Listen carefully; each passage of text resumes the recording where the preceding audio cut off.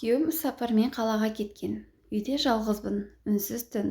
Үстімдегі жеңіл жамылғы мені де, ойымды да жалаңаштап тұрғандай. Тәнім соңы не боларын білсе де, біреудің ыстық құшағын аңсап тұрғанын сездім. Кенет есік сықыр етті. Кешір, терезең ашық тұр екен.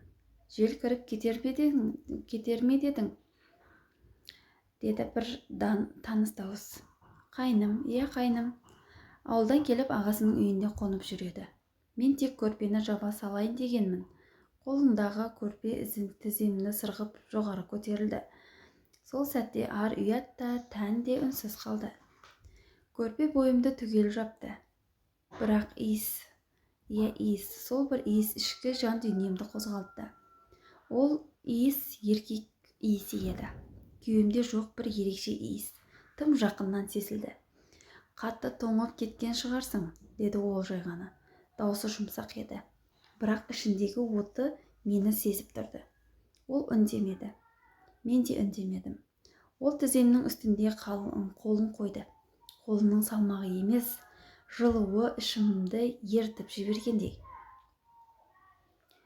Шынымен де сен жалғызсың, мен көзімді жұмдым.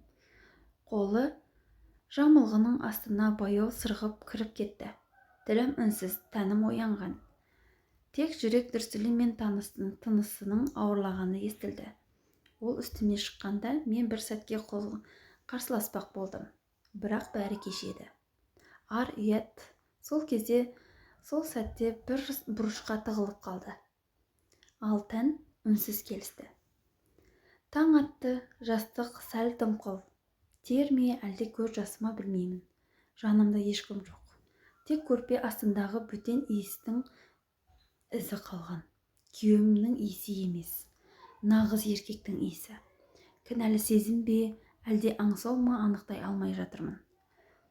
Кеше түн ішімдегі жабық құлыпты ашып жіберді. Мен өзімді қор сезінген жоқпын. Қайта тұтас әйелге айналғандай едім. Мойындағым келмейді. Бірақ тәнім кешегі түнді қайта қалап тұрғандай. Жүрегім емес, тәнім сөйлеп тұр. Кешір мені, күйеуім. Сенде осы үнсіздік, осы от болмаған секілді. Кенет есік қағылды. Ас үй жақтан қайнымның дауысы естілді.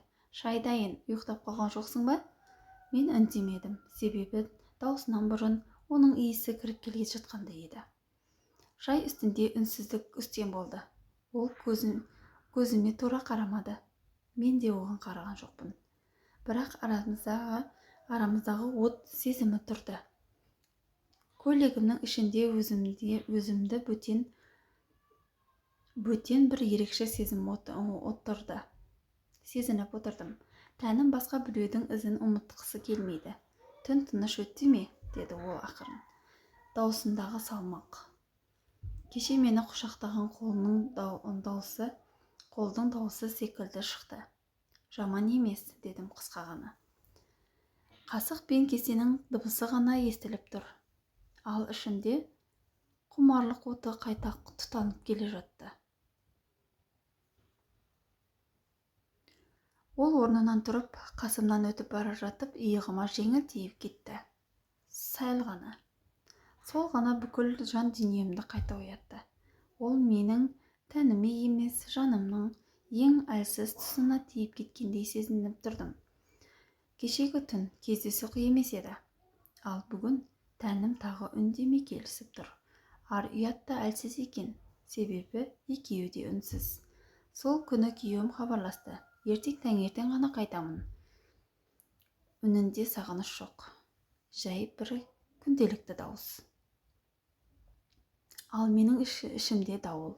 Кеше мені алғаш рет толық әйел сезіндірген адам дәл қазір төргі бөлмеде отыр. Кеш, үй тыныш, жарықты өшіріп, өз бөлмеме өттім. Төсекте жатсам да, ойым басқа бөлмеде. Әр тынысым оны аңсау. Тәнімді әр түйірі соны қалайды. Есікті сырттан жай ғана тарс жапты. Аяқ дыбысы тоқтады. Сосын жаймен есік ашылды. Үн жоқ, тек дем. Терең, ыстық. Ұйықтап қалдың ба? Жоқ, дедім сыбырлап. Ол жақындады. Жамылғыны көтеріп аяғыма тиді. Сол сәтте ішімдегі барлық ар ұят тыйым ой үнсіз күйде шегінді. Мен оны күттім. Тек тән емес, жаным да, әйелдігім де оны аңсады. Ол үстіме шықты. Екеуміз де сөйлемедік, себебі тіл емес, құмарлық сөйлеп тұрды. Түн ұзақ болды. Әр жанасу кешегі емес, бүгінгі одан да батыл, одан да аш көз еді. Мен ештеңе ойламадым, ойлағым да келмеді. Сол сәт, сол иіс, сол еркек. Таң атты. Бұл жолы мен жалғыз оянған жоқпын. Ол қасымда жатты. Жалаңаш иығы маған тиіп тұрды. Тынысы баяу, терең. Ұйықтап жатқанымен тәнінің жылулығы маған сезініп қадалып тұрды. Басыма бір сұрақ келді. Бұл енді не? Кездейсоқтық пе, әлде? Ол көзін ашты. Ұйқылы ойы көзіне қарадым. Еш өкініш жоқ, еш сұрақ та жоқ. Тек бір үнсіз мойындау бар секілді. Енді бәрі бұрынғыдай болмайды. Орнынан тұрды. Үстіне футболкасын асығып киді. Маған қарады. Кешір, деді жай ғана. Бірақ бұл кешірім мені емес өзін ақтау еді. Мен басымды изедім, үнсіз. Ішімдегі бір ащы шындық шыңғырып тұрды. Мен өз күйімді сатпадым. Мен өзімді жоғалттым. Бірақ сол сәтте бір бөлек шындық та ішімде күбірледі. Сен алғаш рет өзіңді әйел сезіндің. Күйеуім үйге таңертең келді. Әдеттегідей жымиып кірді. Құшақтап сүйді. Бірақ мен сол сәтте оның иісінен бөтен иісті іздеп кеттім. Қайнам дастархан басында үнсіз отырды, бұрынғыдай емес. Екеуміз де көз түйістірмедік.